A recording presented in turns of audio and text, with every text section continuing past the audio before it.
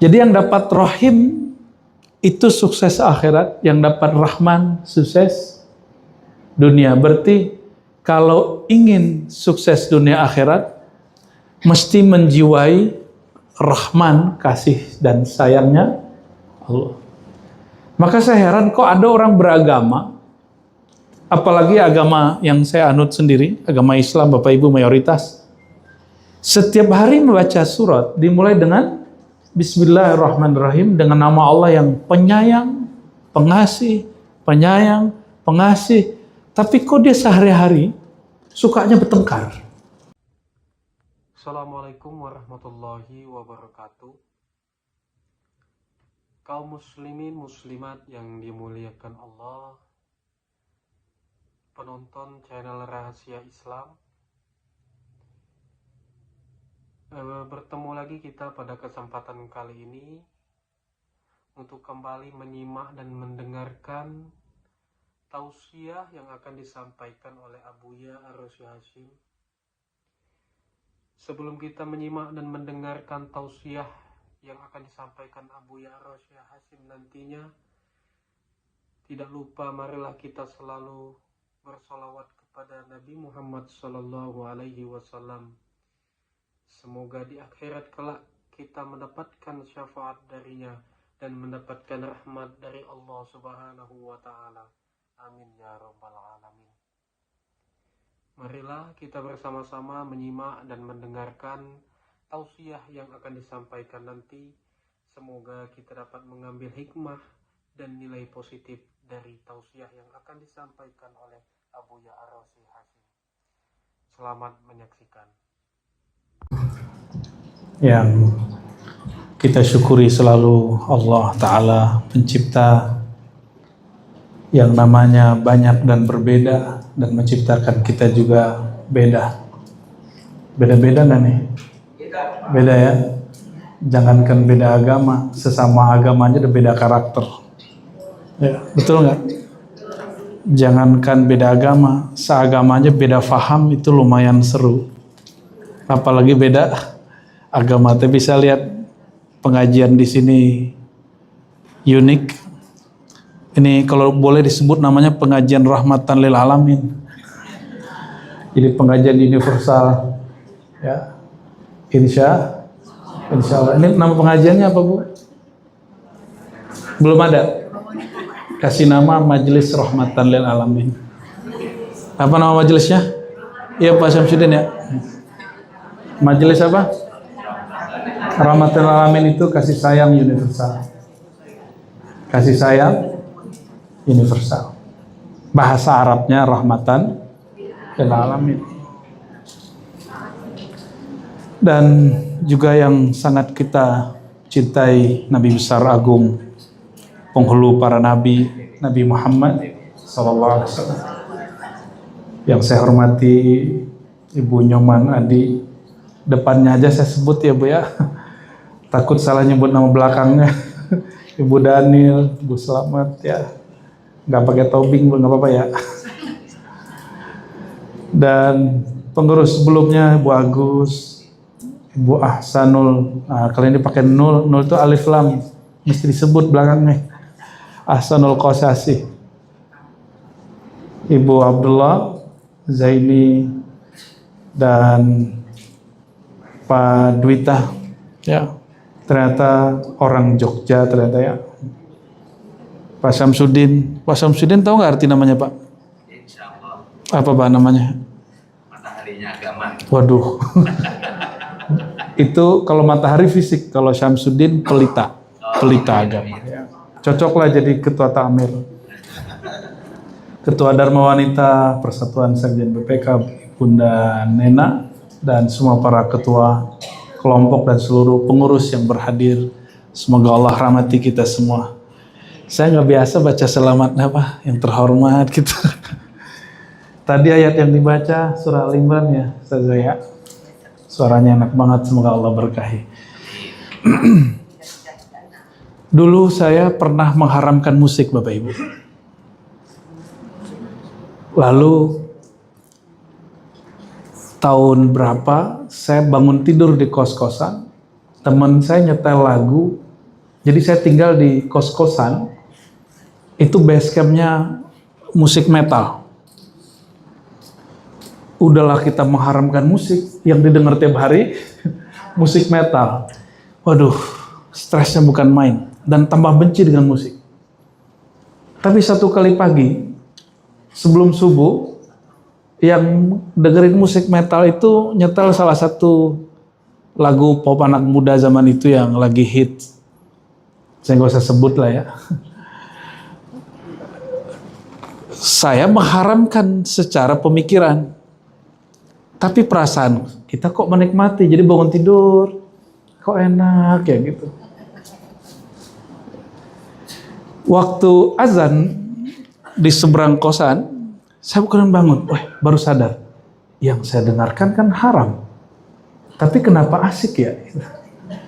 Akhirnya siang itu kita masuk perpus. Alhamdulillah saya diizinkan Allah bisa baca teks Arab yang tidak ada harokatnya. Disebutnya kitab Arab gundul atau kitab kuning ya. Itu nggak semua kiai bisa baca. Karena kiai itu banyak kiai pendakwah. Bisa orasi tapi nggak bisa baca teks.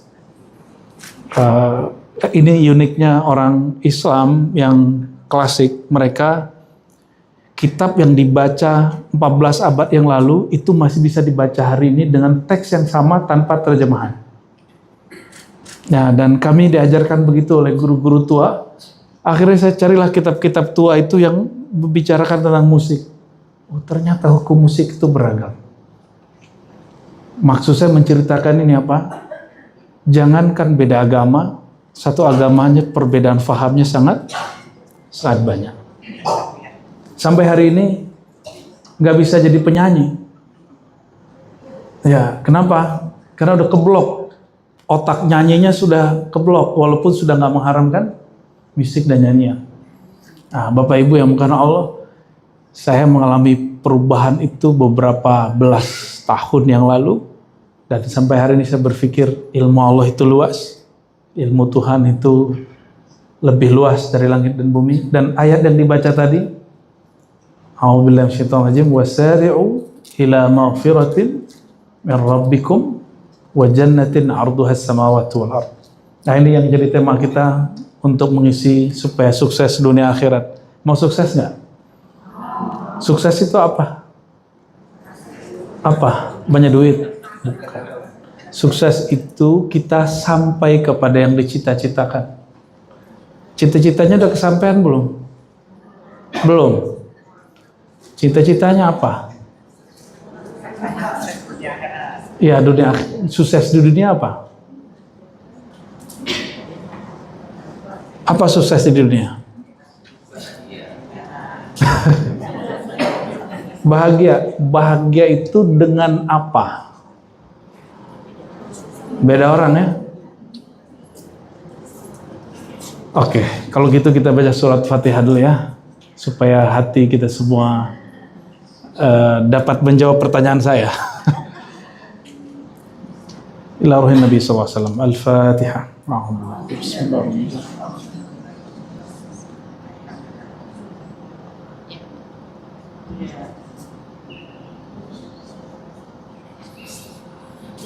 Semoga Allah membuka hati kita berkat surat Al-Fatihah yang berarti surat pembuka. Kalau di dalam sholat, orang sholat gak baca Fatihah, sholatnya sah gak? Kenapa? Karena Fatihah itu pembuka dialog dengan Allah. Allah itu sebutan Tuhan dalam bahasa Arab. Saya punya kawan, dia lama di Arab, dia seorang pimpinan gereja di Marseille, Prancis. Dan bahasa Arabnya lebih fasih dari saya. Karena dia 9 tahun di Mesir, dan dia menyebut Tuhan itu Allah, bukan Allah.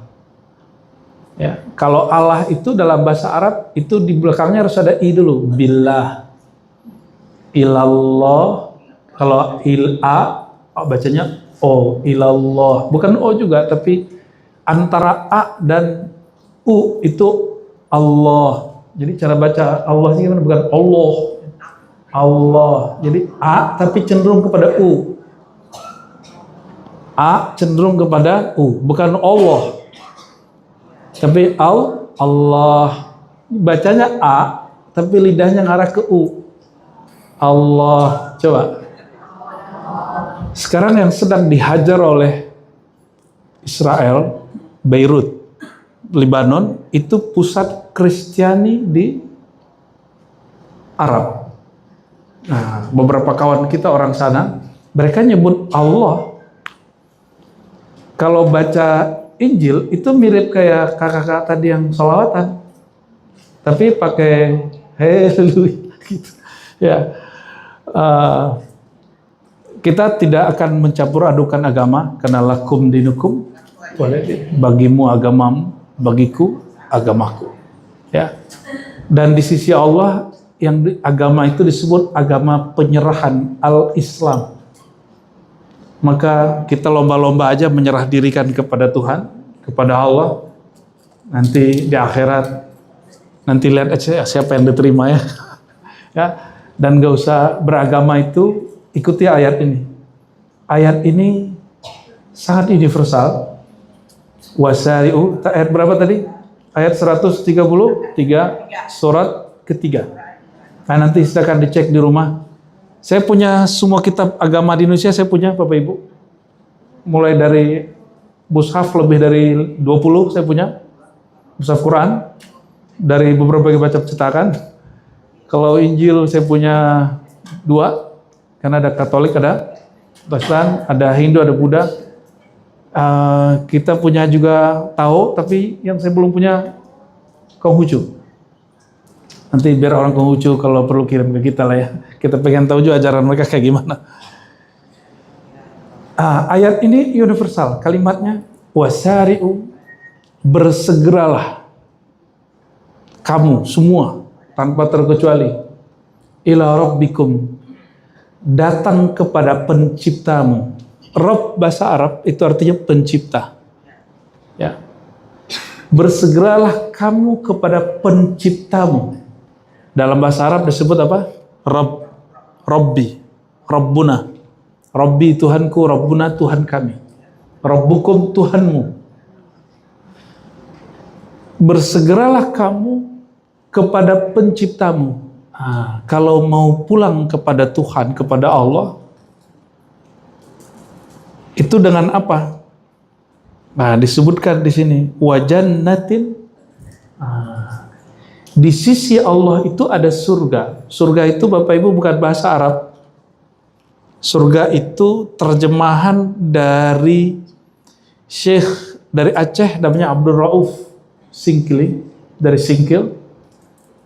Orang yang 20 tahun ngaji, belajar, kuliah di Arab tahun 1600-an, 1700-an. Lalu dia pulang, di Indonesia masih Hindu Buddha, tapi sudah Islam sudah masuk. Kristen belum ada di Indonesia waktu itu, yang baru ada Hindu dan Buddha, Islam sudah ada, dan kepercayaan. Orang-orang Hindu Buddha menyebut alam yang indah setelah kematian itu adalah swarga. Kalau di Jawa jadinya swargo, ya. Nyampe di Padang, Pak, surgo, sarugo. Kalau di Batak apa, Bu? Surga, ya. Sama lah ya. Itu bukan bahasa asli kita, tapi itu bahasa Sanskrit. Artinya pun tidak sepadan dengan bahasa Arab, karena swarga itu alam yang beda dengan apa yang disebut di dalam bahasa Arab. Surga bahasa Arab, jannah, itu bahasa Arabnya dari kata jannah. Jannah itu artinya kebun yang tersusun rapi. Kebun yang tersusun rapi dan indah. Coba perhatikan kalimat berikutnya. Ini tamparan buat kita, khususnya yang berkitab suci Al-Quran. Khusus ya. Arduhas samawati wal ard. Luasnya surga itu seluas langit dan bumi. Maksudnya apa itu? Bukan itu. Kalau hanya Allah, ya Allah yang tahu, Bu. Jangankan surga, bumi aja hanya Allah yang tahu luasnya. Bumi itu flat apa bulat? Hanya Allah yang tahu. Ya kan? Kalau di foto kayaknya dia melengkung, tapi kan efek kamera. Dilihat di atlas flat. Ya, tapi kalau dilihat di foto bulat, ya terserah, kan nggak ada kewajiban rukun iman ketujuh meyakini bumi itu flat, kan nggak ada kan? Rukun iman ada 6, yang ketujuh ada nggak? Surga itu luasnya seluas langit dan bumi. Bumi pun kita nggak tahu luasnya seluas apa. Di Indonesia masih banyak ke wilayah yang belum ada penghuninya. Sumatera masih banyak. Saya kira di Jawa udah padat, ternyata Jawa tuh masih banyak yang kosong. Kita baru pulang dari Gunung Kidul, masih banyak yang kosong di Gunung Kidul. Setangganya Pak, ya, tetangga Ibu ya, Salatiga juga kan. Artinya apa? Bumi ini belum penuh amat. Terus ada orang yang memonopoli Tuhan dan surga-surganya. Itu kira-kira gimana? Yang memonopoli Tuhan itu bertentangan dengan Tuhan itu sendiri. Allah itu maha luas, sorganya maha luas. Luasnya sorganya Allah seluas langit bumi, luasnya ampunan Allah seluas dirinya. Ada yang tahu seluas apa Allah itu? Allah itu pengampun. Apa arti pengampun? Pengampun. Ibu punya salah, tapi ibu dia gak dianggap salah, itu namanya pengampun. Mohon maaf, ini sifat maskulinnya Tuhan. Jadi Allah itu menciptakan untuk kita sifat yang maskulin, itu berasal dari sifat dia. Disebut Jalal. Ada sifat yang feminim, tapi Allah bukan feminim, Allah bukan maskulin. Itu disebut Jamal. Allah itu pencemburu. Tuhan itu pencemburu. Maka kalau kita menyembah selain dia, dicemburu. Ibu kalau suami foto profil di handphonenya bukan foto kita, gimana? Bertanya-tanya nggak? Suamiku cinta aku nggak gitu ya? Ya. Buat foto apa namanya, wallpaper ya. Tapi kok nggak muncul-muncul nih foto kita ini? Ya. Jangan-jangan dia nggak cinta-cinta amat sama aku. Atau dia majang pasang foto selain ibu yang lain, gimana? Gimana? Oh, bisa pecah itu handphonenya. Maksud saya apa? Itu sifat ibu tahu datangnya dari mana? Ibu yang menciptakan? Bukan, itu Allah, Tuhan yang menciptakan dalam diri kita. Di diri saya juga ada itu. Jangankan gitu, Bapak pernah nggak Pak ngelirik cewek lain depan ibu? Iya, ngelirik cewek lain depan ibu. Nggak berani. Yakin nggak berani. Iya, cantik itu objektif Pak. Cantik itu objektif, cinta subjektif. Sepakat? Kalau cinta, maka semua yang dilihat cantik. Tapi kalau cantik itu sendiri, dia objektif. Indah itu apapun agamanya, orang sepakat bahwa Pulau Bali itu, Ubud dengan semuanya, indah nggak? Benar nggak? Puncak Cibodas yang masih asri itu, yang dekat Gunung Gede, indah nggak? Apa ditanya dulu, kamu agamanya apa? Yang bilang indah itu. Enggak ditanya kan? Ditanya dulu nggak? Pulau Seribu yang masih ada apa, yang pantainya masih oke, masih bagus, masih perawan, lautnya juga masih bagus. Kalau kita apa namanya, snorkeling apa namanya, masih oke. Itu perlu nanya dulu nggak, kamu agamanya apa? Yang mau menikmati, kan nggak perlu. Atau yang kedua, kalau ada orang kena musibah, nanya dulu nggak agamanya apa? Kita mau bantu orang, nanya dulu nggak agamanya apa? Gimana Bu? Serius. Bener.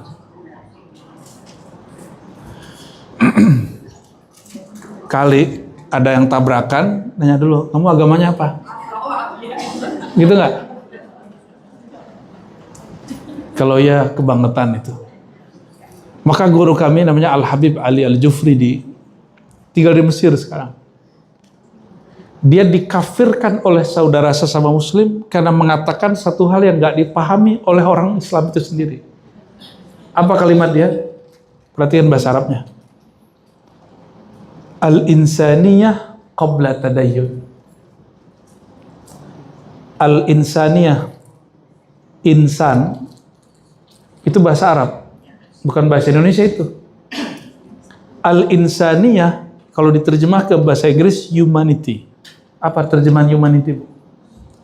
Sisi kemanusiaan, qabla tadayyun, itu lebih dikedepankan daripada sikap dan cara beragama, bukan agama. Jadi bedakan agama dengan cara beragama. Mohon maaf, ini yang muslimah, jilbabnya kok beda-beda? Mana yang paling beragama?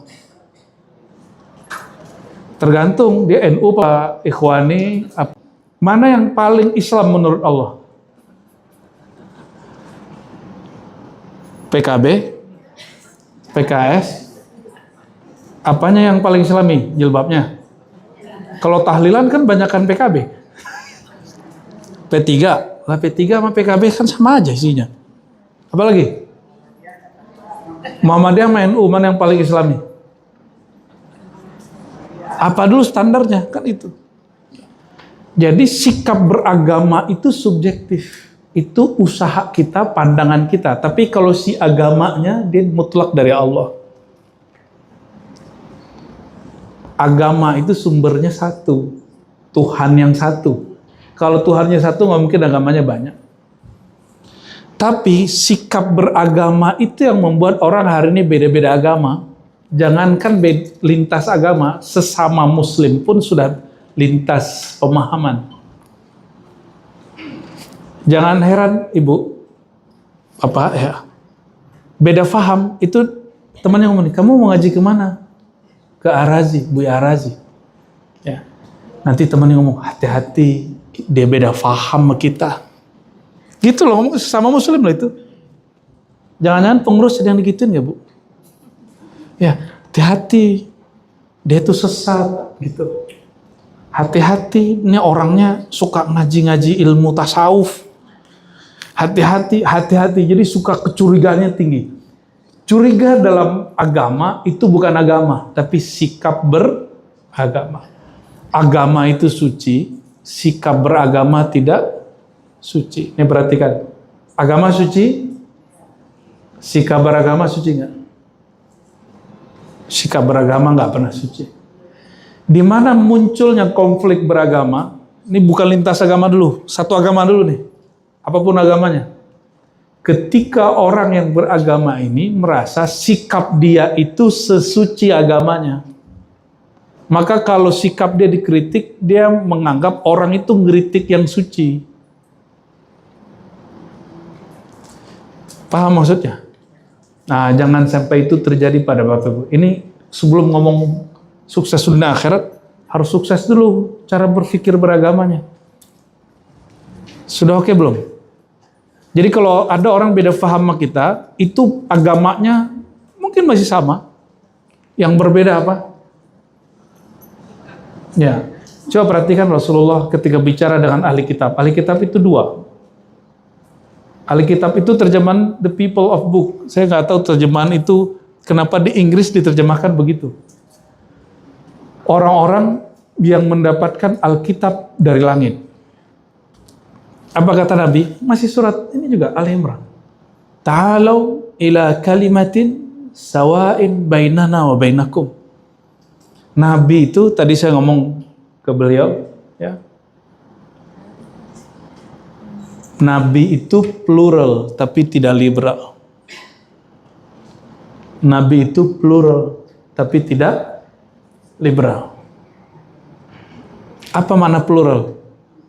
Menerima perbedaan dan menawarkan perbedaan itu tetap utuh. Apa kata beliau kepada mereka ahli kitab Yahudi Nasrani? Ta'alau ila kalimatin sawa. Ayo kita kembali kepada satu kalimat yang kita sama. Apa itu? Hanya menyembah satu Tuhan. Ya, saya banyak juga ngobrol dengan pendeta. Bagi mereka Tuhan satu. Tuhan itu satu. Saya ngomong juga sama teman-teman dari Bali. Saya tanya, Tuhan kamu banyak nggak? Enggak, cuma satu. Ya. Jadi Wisnu, siapa lagi? Siwa, itu bukan dua sosok. Itu bagi mereka satu zat. Cuma nggak tahu di mana interpretasinya berkembang, lalu orang meyakini itu beberapa sosok. Kalau di dalam Islam, itu kurang banyak kalau cuma 3. Dalam Islam itu ada 99 nama di hadis. Ada yang menyebutkan 120. Di Quran lebih dari 2000 nama Allah. Dan nama itu mirip-mirip. Kayak Siwa, Wisnu gitu. Cuma bukan sosok yang beda. Dengan nama Allah yang Maha Pengasih, Maha Penyayang. Yang penyayang itu siapa? Allah. Yang pengasih? Tapi sayang dengan kasih lain. Bismillahirrahmanirrahim. Rahman itu sayang. Sayangnya universal. Semua makhluk diberi. Di dunia. Kalau rahim khusus di akhirat. Kepada orang yang percaya kepada dia.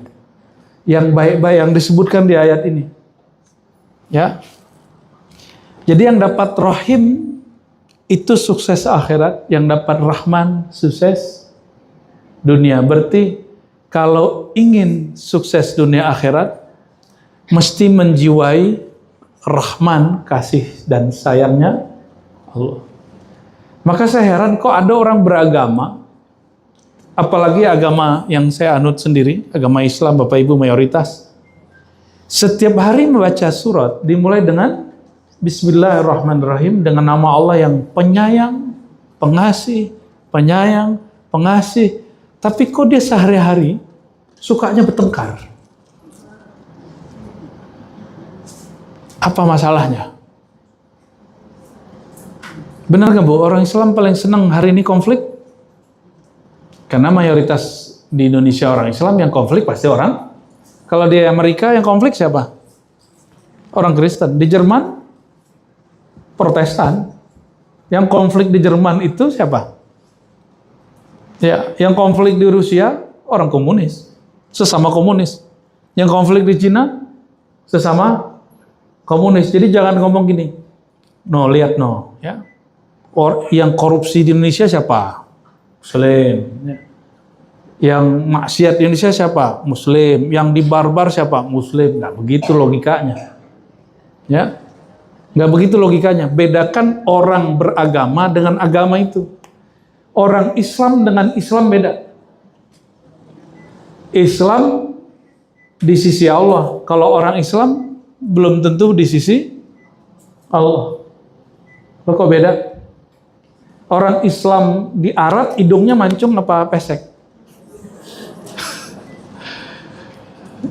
Lagi-lagi Bu. Orang Islam di Arab hidungnya mancung apa pesek? Oke, berarti orang Islam itu bukan satu ras, no? Bahwa Islam itu bukan kemudian kita ngomong ini, oh kita ini kalau Islam pasti dizolimi, nggak begitu, ya, itu baper namanya. Nah, ayat ini orang itu nggak masuk. Coba kembali ke ayat. Wasari'u ila maghfiratin, bersegeralah kamu kepada ampunan Allah. Jadi Allah itu sedang mempertontonkan dirinya yang pemaaf. Kenapa orang yang beragama hari ini suka ngancem? Ibu kalau masuk ke masjid hari ini atau pengajian sering diancem atau sering dihibur? Bukan, dihibur dengan ampunan Allah atau dihibur dengan kata-kata wah, itu beda loh ya.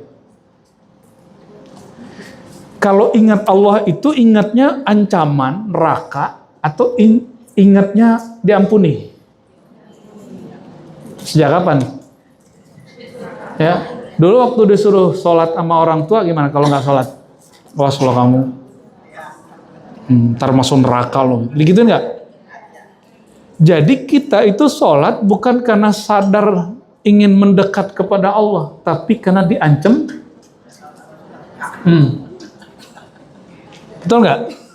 Jadi kesannya kalau beragama itu tegang. Betul gitu? Mulai sadar nggak ibu kalau bangunin anak pagi-pagi sholat gimana? Sholat kalau dia nggak mau neraka kamu gitu ya. Ya untung udah nggak begitu ya. Ya setelah ngaji di sini nggak boleh begitu lagi ngomongnya. Allah itu menyebut dirinya Rahman Rahim, pengasih penyayang lebih sering daripada dia maha mengancam. Coba baca bismillah, ada nggak bismillahil muntaqim? Ada nggak? Yang ada bismillahir, kalau nyembelih bismillahi Allahu Akbar. Nggak ada kalimat dengan nama Allah yang maha nyiksa gitu, nggak ada. Dengan nama Allah yang maha membalas hamba-hamba yang jahat. Ada nggak? Ada nggak Pak Samsudin? Kan namanya pelita agama. Adakah ayat-ayat yang bukan dengan nama Allah yang maha pendendam? Ada nggak? Terus kenapa orang yang mengaku bertuhan kepada Allah, terus dia pendendam, tidak menebar kasih sayang? Maka orang Islam itu belum tentu Islam. Jadi kalau ada orang ganggu kita, orang Islam, belum tentu dia mengganggu Islamnya. Maaf nih Pak Samsudin kan muslim nih. Kalau saya memindahkan atau menghina Pak Samsudin, itu menghina Islam apa menghina Pak Samsudin? Bisa dua-duanya. Gawat ini. Gawat ini. Sejak kapan Pak Samsudin mewakili Islam? Maka saya tadi nanya, partai yang 5 itu, mana yang betul-betul mewakili Islam? Sehingga jika dia menang, yang menang itu Islam. Susah itu. Atau emang tidak ada partai yang mewakili Islam? Itu hanya partai yang mewakili orang-orang Islam. Jadi kalau saya singgung Pak Samsudin nih, Pak Samsudin ini kurang ajar. Misalnya ini Pak ya. Itu saya menghina orang Islam atau menghina Islam? Orang. Ya. Tapi kalau saya menghina sholatnya, apalah sholat-sholat, nah itu baru. Tapi kalau saya menghina cara sholatnya itu boleh. Kalau saya guru, kamu nih sholat kok kayak ayam gitu ya. Guru boleh, supaya mendidik murid supaya dia naik. Yang dihinanya bukan Islamnya, tapi yang dihina itu perilaku buruknya. Tapi insya Allah guru-guru kita tidak mau menghina. Ya. Jadi ayat ini nyindir kita semua, bersegeralah kepada Allah dengan apa? Ila maghfiratim min rabbikum, kepada maafnya Tuhan. Maksudnya Bapak Ibu, kalau ada konflik apapun, ingat Allah aja pemaaf, pengampun. Masa kamu gak pemampun? Ada yang masih dendam gak sampai hari ini? Halo? Bener, coba ingat orang yang paling nyebelin. Ingat coba, 1, 2, 3. Udah kebayang? Jangan wajah saya lagi. Oke, sekarang ingat 1, 2, 3 wajah orang yang pernah nyakitin hati Bapak Ibu, yang bikin patah hati dulu. Ada nggak? Oh, mulai ada. Mulai ada Pak Samsudin. Ya. Kalau kita selalu ingat orang yang nyakitin hati, bisa tidur nggak? Makan nggak bisa, tidur nggak? Lalu Allah ciptakan yang namanya lupa, benar nggak? Karena Bapak Ibu lupa, akhirnya bisa tertidur dan bisa move on sampai hari ini. Tapi kalau di sekolah lupa, gimana?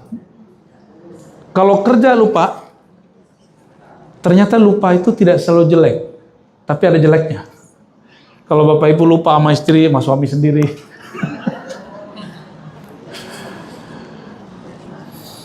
Lalu Allah mengatakan, segeralah kamu ke surganya yang seluas langit dan bumi. Maksudnya, wahai orang yang mengaku bertuhan, kenapa kamu tidak pengampun, pemaaf?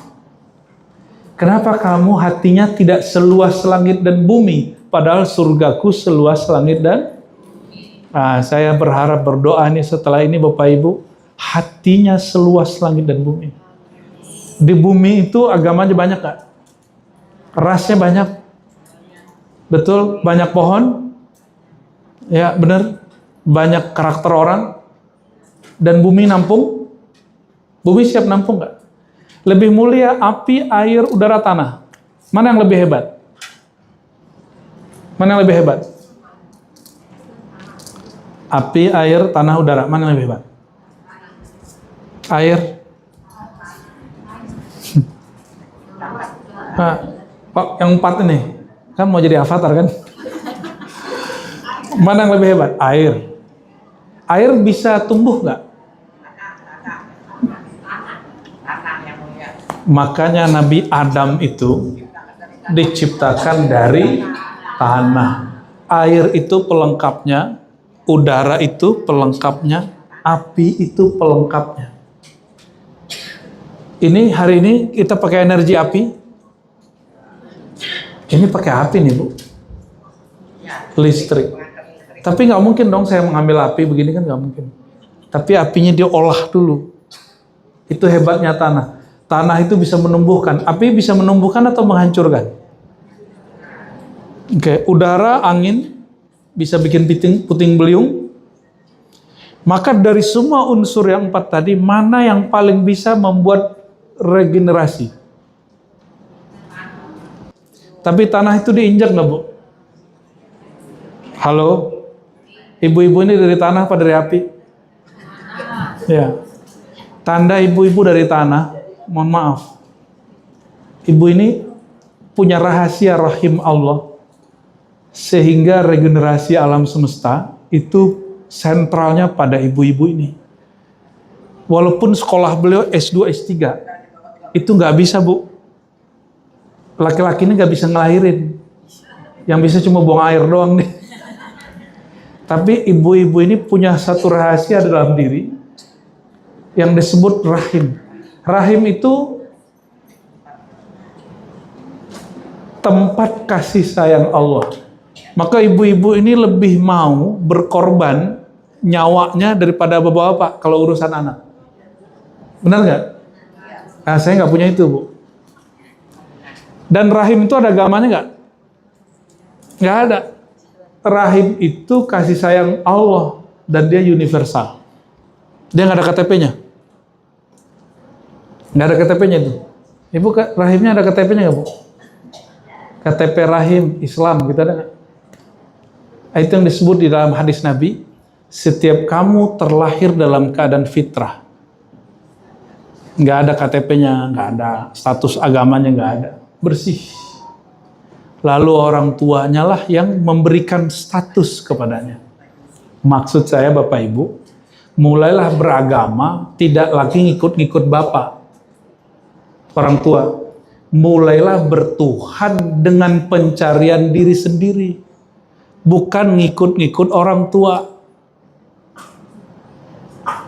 Berani nggak? Udah tua belum? Ini udah tua belum? Belum ngerasa tua? Pak Samsudin maaf umurnya berapa Pak? 55. Kalau Ibu Selamat?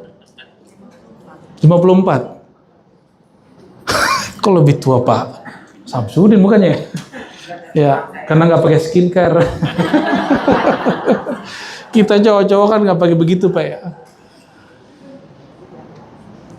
Sekarang udah ngerasa tua belum? Di dalam Islam, umur puncak itu 40. 40 harus menentukan agama sendiri. Udah Islam nih, misalnya udah Islam. Islamnya jangan hanya Islam tradisi, ngikut-ngikut orang kebanyakan, tapi Islam karena Bapak Ibu ngaji dan belajar sendiri. Belajar cari guru. Udah begitu belum? Sehingga nanti kalau kalau dalam ajaran kita, orang kalau meninggal, itu sudah ada BPK pertama bertugas. Langsung diaudit Bapak Ibu. Diaudit, baru kemudian ditanya oleh malaikat. Malaikatnya namanya Munkar Nakir. Apa pertanyaan mereka? Siapa Tuhanmu? Mau jawab begini, Tuhanku yang disembah sama babe, gitu nggak? Gitu nggak? Oh, itu dicubit nanti sama malaikat tuh. Bahkan gergetan tuh malaikat. Oh, saya nyembah Tuhan yang disembah oleh mama, gitu nggak? Udah nggak boleh gitu. Mesti menentukan Tuhannya siapa. Bukan Tuhan yang disembah orang tua kita ikut-ikutan. Tapi asbab kita ngaji, belajar Bapak Ibu, Tuhan yang disembah orang tua itu siapa? Pelajarin itu siapa. Bener nggak dia Tuhan beneran? Atau Tuhan-Tuhanan? Kalau di filsafat, kebetulan saya di filsafat juga Bapak Ibu. Tuhan itu ada Tuhan yang murni. Ada Tuhan yang dicipta, yang diimajinasi. Kita ini menyembah Tuhan yang kita imajinasikan atau menyembah Tuhan yang memang dia murni sebagai Tuhan? Gimana yang benar? Ini tinggal cek. Halo Bapak Ibu. Nyembah Allahnya waktu susah apa senang? Dua-duanya. Insya Allah. Tapi biasanya bisa nangis kapan? Ya, benar ya. Jadi dekat ke Allahnya kalau susah ya. Benar. Dekat ke Allahnya pas lagi terus doa, ya Allah, aku mohon kedekatan kepadamu. Nanti dikasih susah mulu sama Allah tiap hari. Mau begitu? Makanya Allah mengatakan lewat lisan Nabi, orang yang makan minum bersyukur itu setara dengan orang yang berpuasa. Derajatnya. Pilih mana Ibu? Ini hari ini pada puasa nggak? Enggak, kemarin puasa. Ibu puasa, saya minum dengan mengatakan terima kasih wahai Tuhan yang memberi aku minuman dan menyegarkan hidupku. Itu setara dengan orang yang nggak makan minum. Gimana? Pilih mana, makan apa minum? Pilih nggak makan apa pilih makan? Pilih makan ya? Oh, pantesan menggendut dan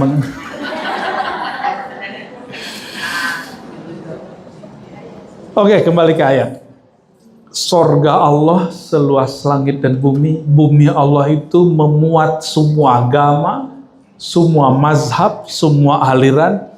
Tapi kenapa orang-orang yang mengaku bertuhan kepada Allah, pemilik langit dan bumi, pemilik sorga yang seluas langit dan bumi, hatinya sempit, bahkan lebih sempit dari lorong tikus?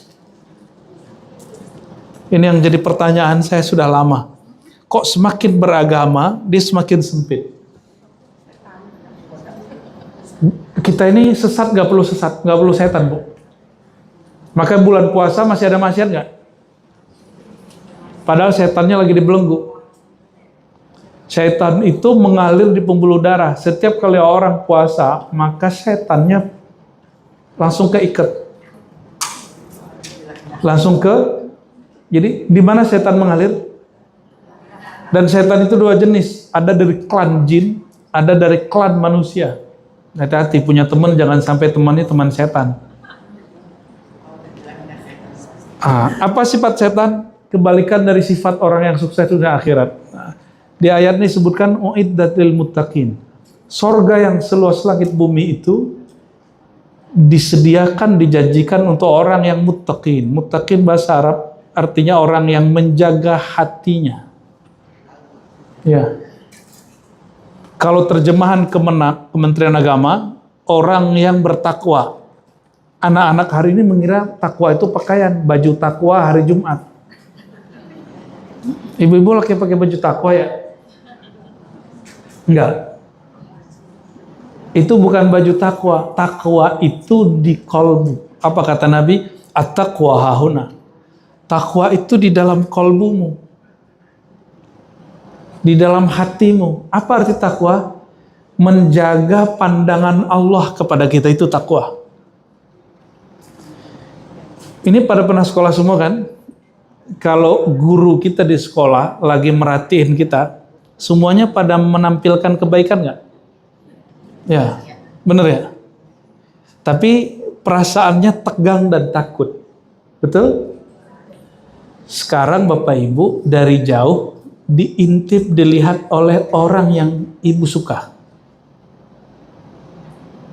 Kikuk juga nggak? Tapi seneng. Seneng? Senengnya beda nggak dengan seneng diperhatiin guru? Kalau sama guru rasanya takut, kalau sama ini rasanya berbunga-bunga. Beragama itu juga begitu. Kalau kepada yang ditakuti, ini orang akan merasa hidupnya tegang. Nah, kebanyakan orang beragama dengan psikologi seperti ini. Apapun agamanya sama. Psikologinya diancam, diperhatiin, bakal diaudit. Kan BPK kan kerjanya ngaudit kan? Ya. Jadi Tuhan akan mengaudit, malaikat akan mengaudit. Ancamannya begitu. Tapi ada jalur lain kalau kita beragama itu. Jalur cinta. Mohon maaf Ibu. Ibu ini belanjanya sama suami. Kalau suami sudah cinta, ngitung-ngitung nggak suami? Sama suami ya. Mohon maaf. Kita lagi di resto. Sama suami. Kita mau makan apa aja terserah kan kata suami. Di samping Ibu ada perempuan, istri tetangga. Oke, siapa? Istri? Dia ditraktir sama suami. Misal. Itu suami mikir-mikir loh. Jangan sampai mesen yang mahal-mahal. Ya. Karena aku belum siap menafkahimu. Karena belum ada rasa cinta kepada dia. Tapi kalau sudah ada rasa cinta, ngitung nggak?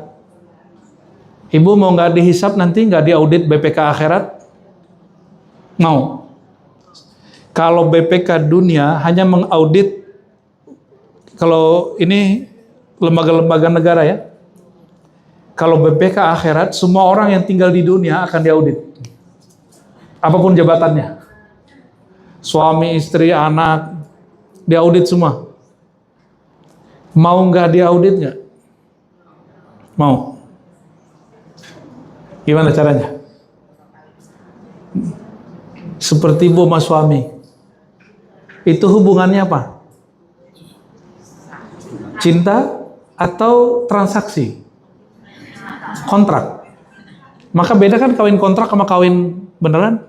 Kan kontrak kan istrinya ini narif, sebulan aku nafkahi sekian ya gitu, ya kan? Tapi kalau ibu menikah tanpa batas dalam Islam, menikah itu nggak boleh menyebutkan waktu, ya, nggak boleh nyebutin waktu. Tapi juga nggak boleh kemudian mengatakan kita pasangan abadi, nggak boleh juga. Kenapa? Ada orang yang dulu cinta-cintaan, nangis-nangisan, peluk-pelukan, lama-lama benci-bencian. Dan itu nggak mungkin dipersatukan lagi. Jalan keluar dia cerai. Kalau dibiarkan bersama, justru membahayakan mereka dan anak-anaknya. Itu bedanya. Nah, ayat ini mengatakan, uiddat lil muttaqin. Sorga yang seluas langit bumi itu hanya janjikan bagi orang-orang yang, coba diganti terjemahannya, jangan bertakwa. Orang yang menjaga hatinya.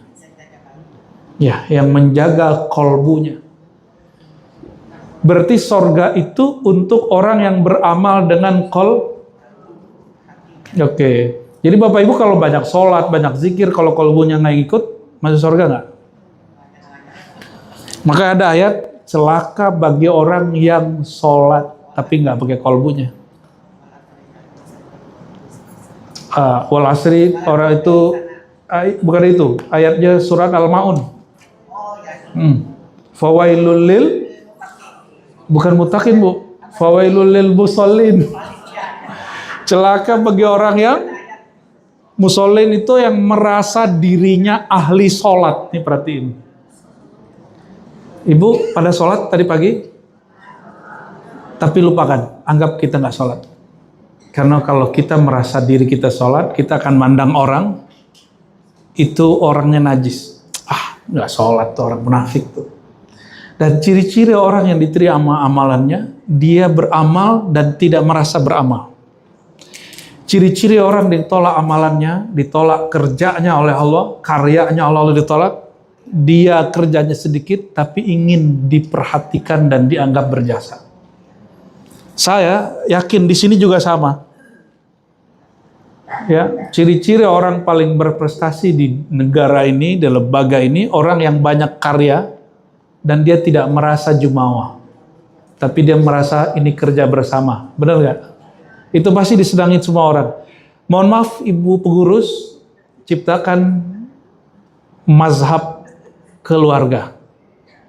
Jadi kita semuanya berkeluarga. Ini keturunan Nabi Adam pak keturunan kera? Berarti bapak kita satu? Bapak kita satu? Tapi biasanya orang kalau saudara itu sering tengkar. Anak sering tengkar nggak? Rebutan-rebutan. Kenapa orang bertengkar? Karena ada kepentingan yang clash.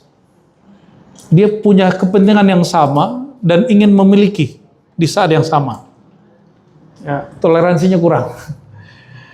Kenapa orang beragama clash? Karena ingin monopoli kebenaran di waktu yang sama. Ini jangan sampai di BBK Bapak Ibu, masjidnya menjadi kaku. Masjidnya mesti menjadi Masjid Rahman Rahim. Maka majelisnya tadi dikasih nama, ya, Majelis Rahmatan Lil. Sepakat nggak? Insya Allah itu nama yang sangat bagus sekali. Siapakah yang disebut orang menjaga hati? Coba perhatikan ayatnya. Apa indikator orang jaga hati? Ini coba Ibu, ini jaga hati nggak? Kita cek di Quran indikator pertamanya. Alladzina yunfikuna fis sarra'i wad dharra. Orang yang psikisnya stabil. Lagi susah, lagi senang, dia tetap berbagi. Jadi apa indikator pertama? Psikisnya stabil, lagi susah, fissarra, lagi senang, audarra, lagi susah, dia tetap berbagi. Ini yang disebut mentalnya tahan banting. Ini ciri-ciri orang yang menjaga hati. Mohon maaf, jadi pengurus sering diprotes orang nggak? Ya, jangan baper. Mana Bu Ketua? Bu Ketua sekarang siapa? Ya, Ibu diprotes nggak Bu? Atau dikomentari nggak? Ibu nggak baper ya. Kalau baper pasti berhenti dari ketua. Ya. Psikolog itu Bapak Ibu, dia nerima cuma curhatan orang, tapi dia bingung mau curhat sama siapa. Maka psikolog kalau nggak bertuhan, dia nggak punya ruang dalam dirinya untuk dialog dengan Allah. Nah, Ibu Ketua ini harus punya ruang di kolbunya dialog dengan Allah lewat sholat. Jadi kalau ada apa event sholat 2 rakaat, ya. Coba Ibu kalau sholat kepalanya di atas, lagi sujud tuh di atas apa di bawah? Sujud itu kepala setara dengan telapak kaki. Maksudnya apa? Kalau kita sudah khidmat, maka siap-siap kepala kita dikakiin orang. Dan kita nggak boleh baper. Oke? Lanjut. Jadi ciri pertamanya apa? Indikator orang kolbunya terjaga, psikologinya, psikisnya stabil, lagi susah atau senang, lagi bahagia ataupun lagi gabut, nggak moody. Ya, jangan moody, jangan mut-mutan. Yang kedua, wal qaziminal ghaiza. Kazim itu menjadi nama dari cicit Nabi Muhammad SAW, Musa Al-Kazim. Karena Musa Al-Kazim ini sering disulut kemarahannya oleh orang, tapi dia nggak pernah marah. Kazimin itu bukan memendam marah, tapi tidak sempat dan tidak punya ruang untuk marah. Lain, tegas dengan marah lain. Tegas boleh nggak? Marah-marah ini nggak boleh. Ya, Bapak Ibu kalau marah apa yang terjadi di badan? Darah dari jantung itu dia kemudian memompa cepat sekali ke kepala. Kalau ada bakat darah tinggi itu bisa pingsan dan bisa stroke. Gimana? Di rumah suka debat nggak sama pasangan? Itu darahnya cepat naik. Saya khawatir nanti ada penyumbatan atau pecah pembuluh darahnya. Oleh karenanya, ketika ada orang pemarah datang ke Nabi, apa kata Nabi SAW? Wahai Rasulullah, beri aku wasiat supaya masuk surga. Kata Nabi, la taghdab, jangan suka marah-marah. Terus apa lagi wahai Rasulullah? Jangan marah-marah. Terus apa lagi? Jangan marah-marah, kamu pasti masuk. Karena surga itu seluas langit dan bumi. Kalau Allah itu pemarah, nggak ada kita yang masuk surga. Kalau Allah itu pemarah, nggak ada kita yang masuk surga. Wal kaziminal ghaiz, yang menahan emosinya. Berarti ciri kedua, emosinya dapat dimanage dengan baik. Itu ciri-ciri orang menjaga qalbu. Yang ketiga apa? Wal afina anin nas, memaafkan manusia. Apa arti maaf? Maaf itu bahasa Arab. Bahasa kita besar jiwa, berbesar hati. Orang kalau hatinya besar, sebesar gunung, kalau ada orang ingin merusak gunung pakai paku, gunungnya rusak nggak? Kalau ada orang ingin menghina gunung dengan ngambil kotoran terus dilempar, itu gunungnya terhina nggak? Hati ibu seluas apa hari ini? Setinggi apa? Ada setinggi gunung? Apa setinggi plafon? Apa sebesar pelita matahari Syamsuddin? Gimana Pak? Coba matahari itu pagi dipuji, siang dimaki. Sore apa Bu? Ibu kalau ketemu matahari sore gimana? Ya, masih panas nih gitu, pakai skincare gitu.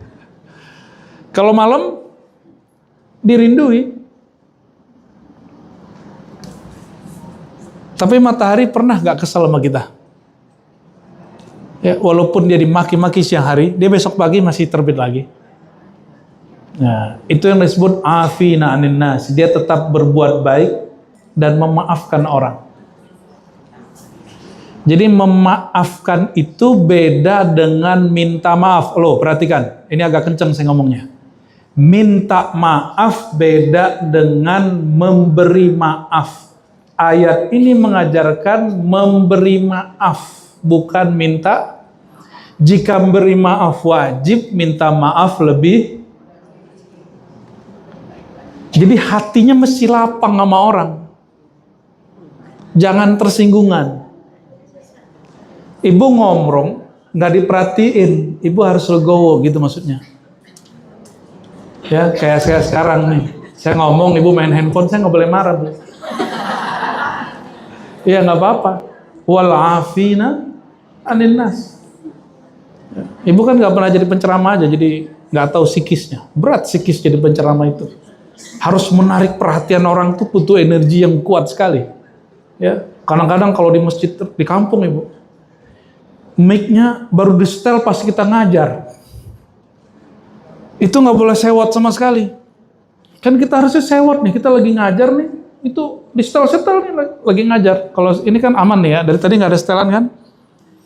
Kalau kita masuk ke wilayah-wilayah lagi ceramah, ada yang bukan pengurus, ada yang bukan ahli IT, itu coba naikin echonya dan gak boleh marah Pak. Walafina anin, memaafkan orang. Nabi Muhammad SAW diundang hijrah ke Taif. Sampai di Taif, Taif itu Mekah, lalu ada pegunungan namanya Taif. Itu Taif orangnya baik-baik, petani, lembut-lembut. Lebih lembut orang Pantura atau orang gunung, Pak? Ngomongnya. Lebih lembut orang, cuma kalau hati belum tentu lebih baik orang gunung, bisa jadi lebih baik hati orang pantura. Ya, nyablak tapi apa adanya gitu daripada ngomong di belakang. Nabi ke Taif, ternyata sebelum Nabi sampai di Taif, dulu belum ada WA, cuma messengernya sudah datang duluan yang menyebarkan hoax tentang Nabi Muhammad SAW sampai di Taif. Apa kata si penyebar hoax ini? Kamu jangan teringat Muhammad itu nanti buat ajaran baru, nanti bikin rusuh dan akan menghina Tuhan-Tuhan kalian. Padahal salah satu ajaran Nabi Muhammad SAW tidak boleh menghina Tuhan siapapun. Nggak boleh. Tidak boleh menghina agama siapapun. Tidak boleh menghina kitab suci manapun. Itu ajaran Nabi Muhammad SAW. Maka kalau ada orang berpakaian Nabi tapi menghina agama lain, saya mempertanyakan seberapa ikut dia Nabi Muhammad SAW. Sampai di sana tidak disambut dengan tola al-badru alaina. Tadi tola al-badru ya. Disambutnya pakai apa? Itu orang berbaris, kiri kanan belingkaran semuanya memegang. Ada pegang batu, ada pegang kotoran, ada megang sampah, dan semuanya 1, 2, 3 ngelempar Nabi Muhammad SAW. Balasan Nabi apa Bapak Ibu? Nah, saya mau tanya nih. Ibu habis disakitin sama orang, disakitin sama temen nih, tetangga, atau di sini disakitin orang. Tiba-tiba malaikat datang menawarkan bantuan. Wahai bunda, maukah kamu aku bantu? Kata si malaikat. Bantuan apa nih? Itu yang mencelakai kamu, yang menyakiti hatimu, saya hancurkan dia. Ibu-ibu bilang apa? Lakukan. Betul nggak? Betul nggak? Ya udah Pak Malaikat, laksanakan. Dia belum tahu siapa saya, teman saya malaikat. Dia nggak tahu saya ini kekasih Tuhan yang bisa merintah malaikat. Pasti gitu. Nabi Muhammad didatangin malaikat Jibril, mukanya lagi berdarah, ya serbannya ada kotoran, dilempar sama orang. Apa kata Jibril? Muhammad, kamu pilih. Aku hancurkan Taif dengan satu kibasan. Jadi Sayyidina Jibril ini atau Gabriel itu dia punya sayap, itu bisa hancur langsung ada badai topan. Tapi Nabi Muhammad jawabnya apa? Tunggu Jibril. Mereka yang melempar aku tidak salah. Tapi mereka tidak mengerti siapa aku, tidak mengerti tujuan baikku. Nabi Muhammad sama Jibril lebih tinggian mana, Bu? Coba lihat tadi, Jibril emosi, Nabi Muhammad emosi nggak? Malaikat yang tercipta dari cahaya itu emosi, tapi Nabi Muhammad yang tercipta dari tanah tubuhnya emosi nggak? Gimana? Mana yang lebih tinggi spiritualnya? Rasulullah Sallallahu Alaihi Wasallam. Malaikat aja disulut marah. Sedangkan seorang Nabi Muhammad SAW yang tercipta dari tanah, bukan dari cahaya, bukan dari cahaya malaikat ya, itu nggak marah. Gimana? Yang bernabikan ke Nabi Muhammad gimana? Ya, Nabi kita Nabi Muhammad kalau disakitin orang, maka ibu kalau disakitin orang, kalau nggak banyak juga yang terganggu, nggak usah dilaporin juga ke polisi. Ya, kan sekarang orang main lapor-lapor semua kan? Benar nggak? Itu baru disinggung dikit. Gimana orang kayak gitu jadi kekasih Allah? Setiap kekasih Allah itu diiringi malaikat-malaikat. Apa kata Nabi? Jangankan kekasih yang tingkat tinggi, pengajar ilmu-ilmu akhlak, ilmu-ilmu tentang bertuhan, itu didoakan di langit dan di bumi, bahkan seekor ikan di laut sampai semut semuanya mendoakan. Kalau si pengajar ini kolbunya bukan kolbu wali Allah, kekasih Allah, nanti disakitin, diusir, ditawarin sama Pak Polisi, ditawarin tentara Allah dari langit. Itu dia akan ngomong, hancurkan orang yang nyinggung aku. Ya wajar Bapak Ibu nggak jadi nabi ya. Ya. Nabi Nuh berapa umurnya? 950 tahun. Itu 900 tahun dihina oleh umatnya. Nggak tahan juga.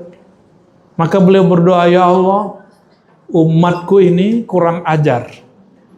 Ya, masa aku buat kapal dieein tiap hari?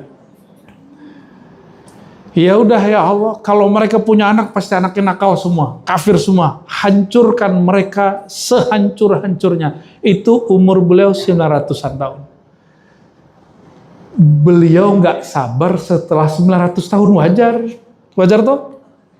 Ini baru 9 menit dikata-katain udah masang-masang jimat. Ya, baru 9 hari nggak dihargai, baru beberapa langkah kalimat yang menyinggung. Wajar kalau kita nggak jadi nabi. Nabi Nuh pun menyesal setelah dia berdoa. Dia menyesal mendoakan hancur umatnya, itu dia nyesel. Ya. Jadi yang pernah doain keburukan bagi orang lain, coba cabut doanya. Ya, minta ampun. Ya Allah, ampuni aku yang pernah mendoakan keburukan hamba-hamba seperti aku. Ya, pernah doain buruk orang lain? Ya, doain yang baik lah. Ya. Oke, ciri-ciri orang yang terjaga hatinya suka memaafkan, bukan suka mendendam. Gimana kira-kira? Udah begitu belum? Maka saya nggak percaya orang mau pakai serban kayak mau pakai hijab kayak kalau dia pendendam, dia bukan ahli surga. Ya, bukan ahli surga. Yang disebut ahli surga orang yang menjaga kolbu. Indikator ketiganya adalah bukan lagi minta maaf, memberi. Dia tidak nunggu orang itu minta maaf, dia memaafkan sebelum orang itu minta maaf. Coba saya ngajak ibu bareng-bareng. Ada orang yang nyakitin ibu beberapa hari ini? Ada orang yang zolimin kita beberapa waktu ini? Ada. Sudah oke? Atau setahun 2 tahun ini ada? Ada Kak? Ada. Ada nggak Bu? Ibu yang duduk? Ada. Betul ada? Pengen masuk surga nggak? Ingin masuk surga nggak? Ini pertanyaan kontan cash. Dan saya tanggung jawab dengan yang akhirat. Ini pertanyaan, kalau ibu bisa menjawab, ibu pasti ahli surga. Ya, pasti ahli surga. Karena ayat ini garansinya. Itu dia. Oke. Gimana? Siap? Coba ikutin ya. Ibu apapun pangkatnya, sekolahnya, coba tanggalkan sebentar. Coba 1, 2, 3 pejabatannya. 1, 2, 3. Bismillah. Sudah? Ingat wajah orang yang nyakitin kita. Sudah? 1. Lebih dari 1 ya 2. Oke, santai, relax. Ingat wajah orang yang kurang ngajar sama kita. Ingat wajah orang yang tidak menghargai kita. Bahkan ingat wajah orang terdekat yang mungkin menyakiti kita beberapa kali. Sudah ingat semua? Katakan iya atau tidak. Sudah? Iya. Coba katakan iya. Masih ingat wajahnya? Oke, ikuti dengan nama Allah. Atau yang beragama lain sebut dengan nama Tuhan. Dengan nama Allah yang Maha Pengasih, Maha Penyayang. Ya Allah, dengan kasih sayang-Mu yang lebih luas dari langit dan bumi, dengan sifat pengampun-Mu yang lebih luas dari langit dan bumi, luaskanlah hati kami, luaskanlah piciknya pikiran kami, hapuslah nama orang-orang yang pernah menyakiti kami, yang pernah menzolimi kami, yang pernah kurang ajar dengan kami. Dan maafkan mereka ya Allah. Dan maafkan juga kami ya Allah. Ikuti ya Allah. Al-Fatihah.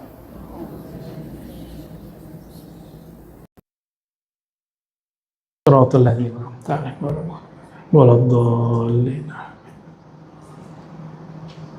Coba sekarang ingat wajahnya tapi matanya dibuka. Masih ada kesel nggak? Kalau masih ada berarti masih ada nodanya. Ulang lagi cara begitu nanti di rumah. Ulang lagi. Dan caranya memang matanya harus dipejam biar konsentrasi. Dan wajib menyebut dengan nama. Dengan nama siapa?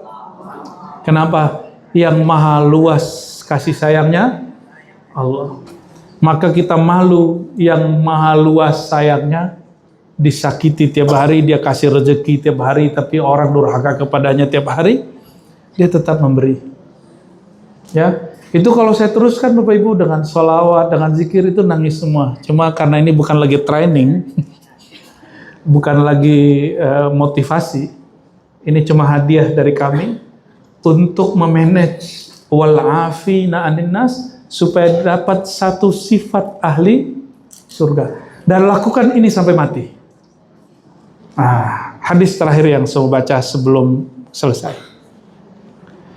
Satu kali Nabi Muhammad SAW mengatakan kepada sahabat, "No, itu orang wajabat lahul jannah, min ahlil jannah. Dia pasti masuk surga." Maka sahabat-sahabat Nabi kemudian penasaran apa amalan dia.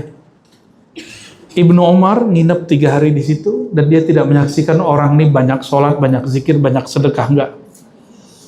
Pas dicek, tidak ada amalan sama sekali. Kenapa? Amalannya tidak zahir. Maka disebut muttaqin, orang yang menjaga hati. Amalannya ada di hati. Ternyata amalan kalau di hati, masuk surganya lebih cepat dari kalau amalannya pakai zahir. Karena kalau pakai hati, dia tidak akan riak cari perhatian makhluk. Dia hanya mencari perhatian Allah yang maha mencipta. Akhirnya Ibnu Umar langsung labrak dia dan nanya, "Wahai Tuan, mohon maaf jika aku kepo. 3 hari ini aku penasaran. Kata Rasulullah, engkau ahli surga. Aku kira engkau banyak sholat, banyak zikir, banyak sedekah. Ternyata amalanmu sangat pas-pasan sekali.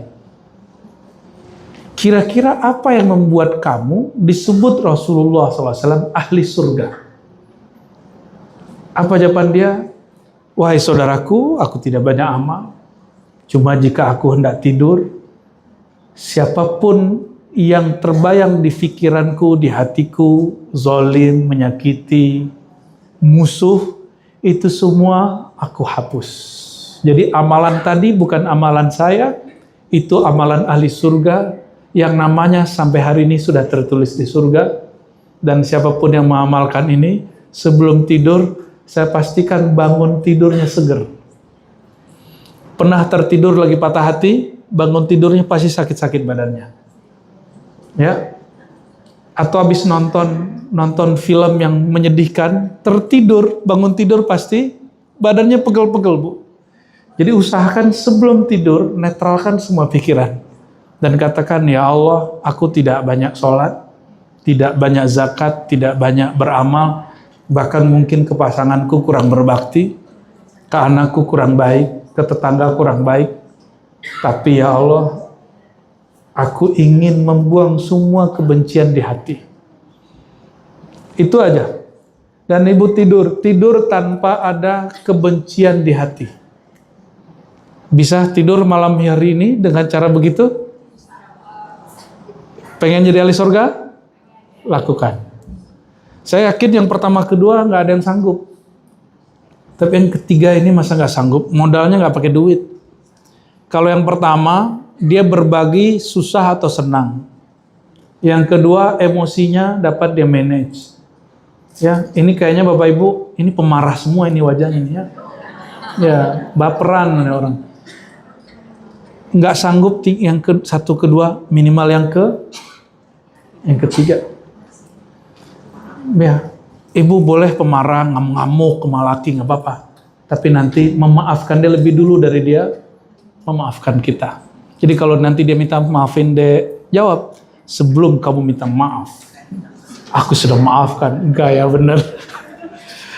Ya, ini ayatnya masih panjang tapi saya rasa cukup. Kita loncat ke ayat 136-nya. Apa kata Allah? Mereka-mereka yang indikator tadi ada, minimal 3 itu. Ulaika, bagi mereka balasan di sisi Allah, ampunan dan surga. Berarti garansi nggak? Garansi? Disebutkan nggak di situ jumlah sholatnya? Nggak disebutin. Bukan berarti saya bilang ke ibu nggak usah sholat, bukan. Ya, sholat itu kebutuhan diri. Bersedekah itu kebutuhan tabungan Bapak Ibu. Kalau ingin aman tabungannya, berbagi. Jika ingin aman dirinya, sholat. Jika ingin jiwanya tenang, ingat Allah. Jika ingin tumbuh rasa cintanya, bersolawat kepada sang Nabi. Tapi kalau ingin bahagia, jangan menyimpan apapun kebencian di hati. Ya, tegas boleh, galak boleh, ketus emosi, ya dimaklumilah. Tapi yang satu ini harga mati. Ini harga mati. Ya, insya Allah besok pagi bangunnya lebih seger. Insya Allah. Bagi saya itulah sukses dunia akhirat. Ya, orang yang dapat memaafkan dirinya lalu memaafkan orang lain. Ya, maafkan dulu diri kita. Apa arti maafkan diri? Terimalah diri kita apa adanya. Contoh gini, ibu dihina, katakan, emang saya terhina. Aku dari air terhina. Aku orang banyak salah. Wajar kalau salah-salahin. Jangan ngomong gini. Tadi saya dengan Bang Do yang khidmat untuk IT di Ribat, itu ngomong gini. Tapi saya langsung, karena orangnya di depan, jadi kita ngomong belakang. Salah saya apa Bu ya, katanya. Saya nyelutuk. Karena dia nanyanya sampai 3 kali, yang ketiga saya jawab, salah kamu karena nggak merasa salah. Ya, salahnya kita itu karena tidak merasa salah. Allah itu tidak suka dengan orang merasa benar. Maka dalam hadis dikatakan, jika engkau tidak merasa bersalah lalu mengaku salah di hadapan Allah, Allah akan ganti generasi berikut yang melakukan kesalahan dan merasa salah lalu minta ampun. Ya, jadi Allah itu nggak galak-galak amat, malah Allah senang sama orang yang salah, yang merasa bersalah. Barangkali itu sukses di dunia dan akhirat, membuang. Ya, masih kesal sama laki? Buang kesalnya. Masih kesal sama anak? Masih kesal sama mertua? Masih kesal sama teman? Sama mantan? Oke, alhamdulillah. Ya, kalau masih kesal berarti belum sukses dunia akhirat. Mohon maaf Bapak Ibu, kira-kira begitu. Nggak tahu ini garing apa asik, tapi semoga asik. Karena langsung aplikatif, ya. Dan Ibu nggak perlu bayar honor sebagai motivator, ya. Padahal ilmunya didapat dari motivator, ya. Semoga Allah Ta'ala ridho kepada kita dan melimpahkan kasih sayangnya yang luas seluas langit dan bumi itu, dan menjadikan kolbu kita lapang semua. Ala hadina wa likulli salih al-Fatihah.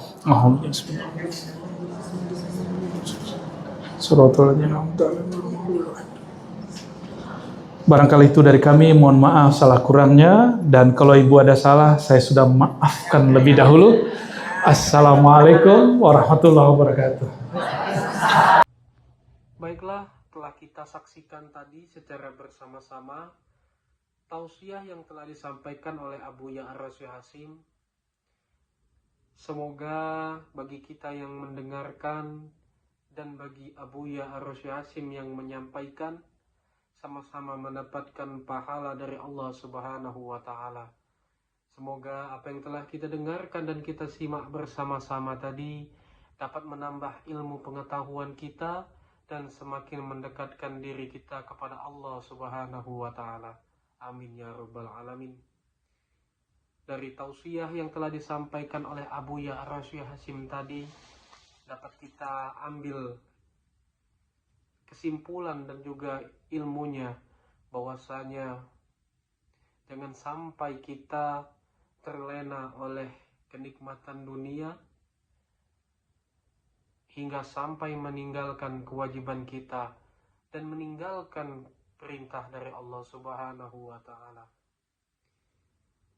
Marilah kita selalu bersama-sama menjaga diri kita agar tidak terlena terhadap kenikmatan dunia dan selalu berusaha untuk mendekatkan diri kita kepada Allah Subhanahu wa Ta'ala.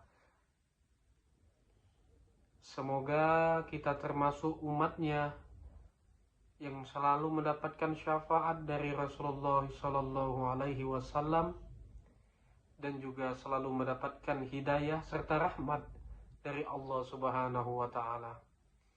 Semoga apa yang telah kita dengarkan tadi dapat menjadi ilmu dan juga bermanfaat bagi kehidupan kita, dan tentunya semakin mendekatkan diri kita kepada Allah Subhanahu wa Ta'ala.